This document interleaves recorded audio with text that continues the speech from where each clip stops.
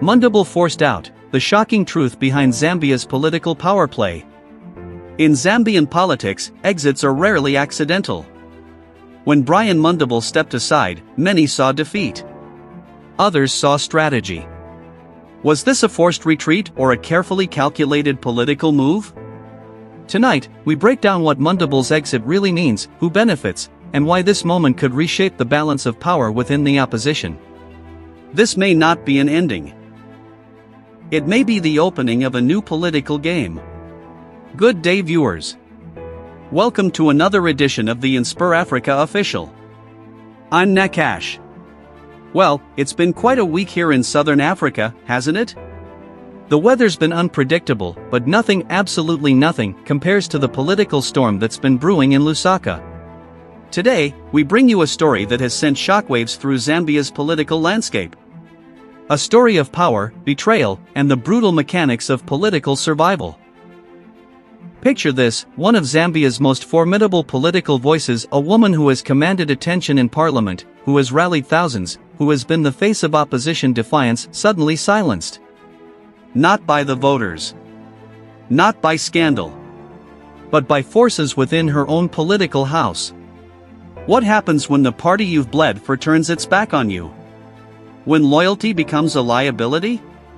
When the very people who stood beside you in the trenches suddenly orchestrate your political execution? How does a sitting member of parliament, a former leader of opposition, find herself stripped of power overnight? What shadowy maneuvers occurred behind closed doors? Who pulled the strings? And perhaps most critically, who benefits from her fall? Was this a democratic decision, or a calculated purge? A necessary restructuring, or a dangerous consolidation of power? And if they can do this to someone of Mundubile's stature and influence, what message does this send to every other voice that dares to dissent? The answers, viewers, are as disturbing as they are revealing. Factual foundation, background and timeline. The revelation came to light in early January 2026, when whispers from within the Patriotic Front began to grow louder, more insistent, more impossible to ignore. Sylvia Masibo Mundubile, lawyer, politician, former Minister of Health, had served as the leader of opposition in Zambia's National Assembly since 2021, following the PF's devastating electoral defeat to the United Party for National Development.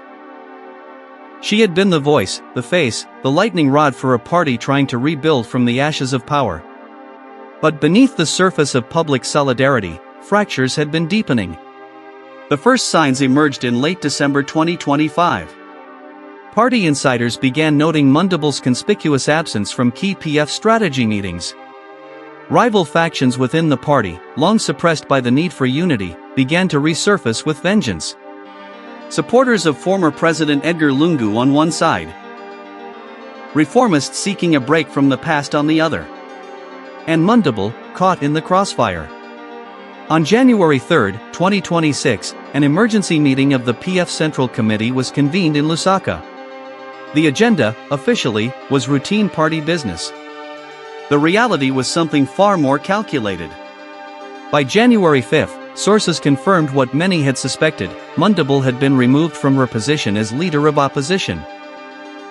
The official statement cited the need for fresh direction and renewed energy in our parliamentary strategy. The unofficial truth painted a very different picture, one of internal warfare, personal vendettas, and a ruthless grab for control of the party's diminishing influence. The orchestration, according to multiple party sources, had been months in the making. Secret meetings. Backroom negotiations. Promises made and alliances forged. All designed to isolate Mundubile and create the political infrastructure for her removal. Direct evidence, quotes and testimony. In a statement released just hours after her removal, Mundubile did not mince words. I have served the Patriotic Front with unwavering dedication, through victory and defeat, through celebration and crisis. What has transpired is not a reflection of democratic principles, but rather a manifestation of the very politics of exclusion and intimidation that we have criticized in others. She continued, I was not consulted. I was not given the opportunity to address the Central Committee directly. I learned of my removal the same way the public did, through leaked messages and whispered conversations. If this is how we treat our own, how can we claim to be champions of democracy? Interview excerpt, PF youth leader, speaking on condition of anonymity. Look, what people need to understand is that, the party had been, so, there were concerns, right? About her approach, about whether she was, effectively representing our interests in Parliament. And, these things don't just happen overnight. There were discussions, many discussions about the direction we needed to take. Question, but was she given a fair hearing? Fair is a complicated word in politics. Was the process perfect? No. But was it necessary? Many of us believe it was. The party is bigger than any one individual, and sometimes difficult decisions have to be made for the greater good. Statement from PF Secretary General Davies Mwila. The decision to relieve Honorable Mundubile of her duties as Leader of Opposition was made in accordance with our party constitution and in the best interests of the Patriotic Front.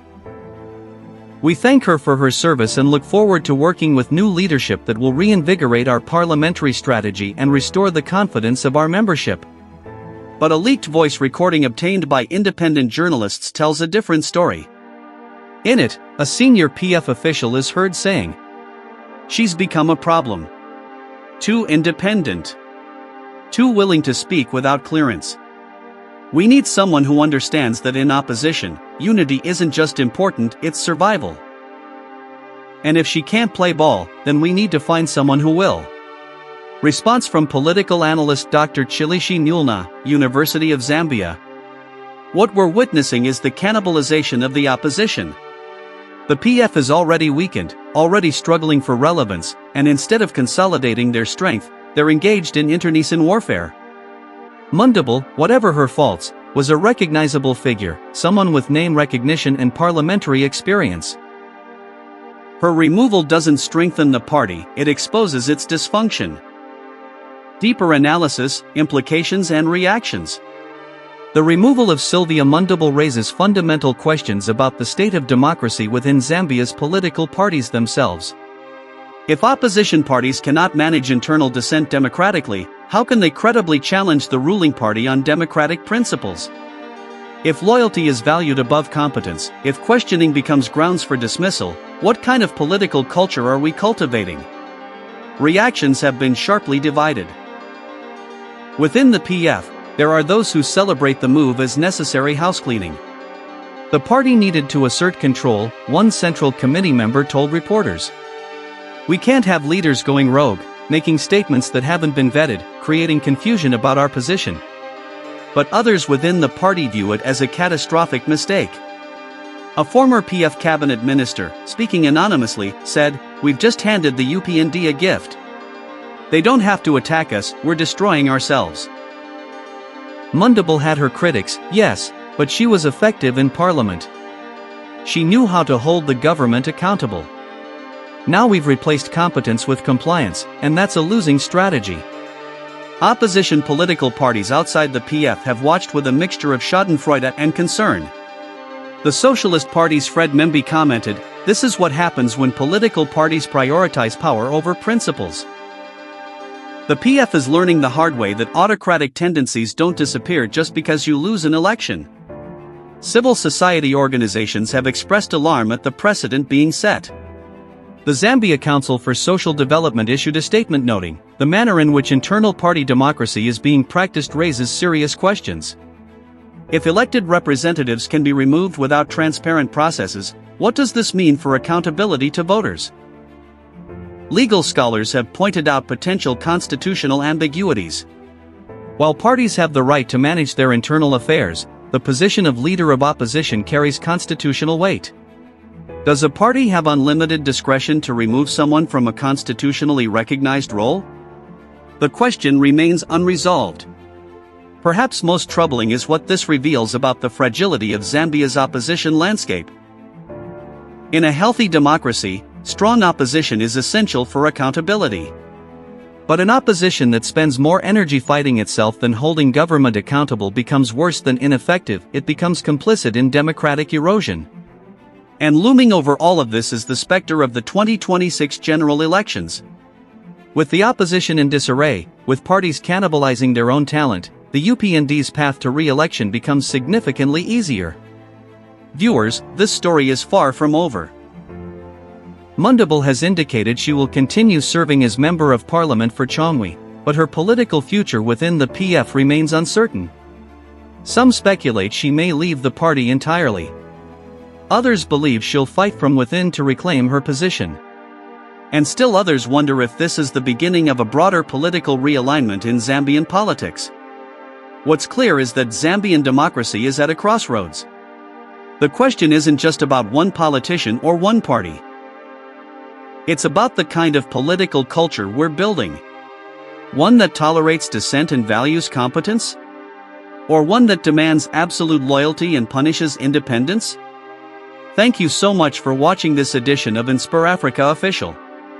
This is a story that affects every Zambian who cares about accountability, democracy, and the future of our political institutions. I want to hear from you in the comments below. Do you think Mundubile's removal was justified? Is the PF making a strategic mistake? And what does this mean for opposition politics heading into 2026? Share your thoughts, engage respectfully, and let's have a real conversation about the state of our democracy. We'll be back tomorrow with more stories that matter, more analysis that cuts through the noise, and more commitment to bringing you the truth, no matter how uncomfortable it might be. Until then, I'm Nakash, and this has been InspirAfrica Official. Stay informed, stay engaged, and never stop questioning. Take care.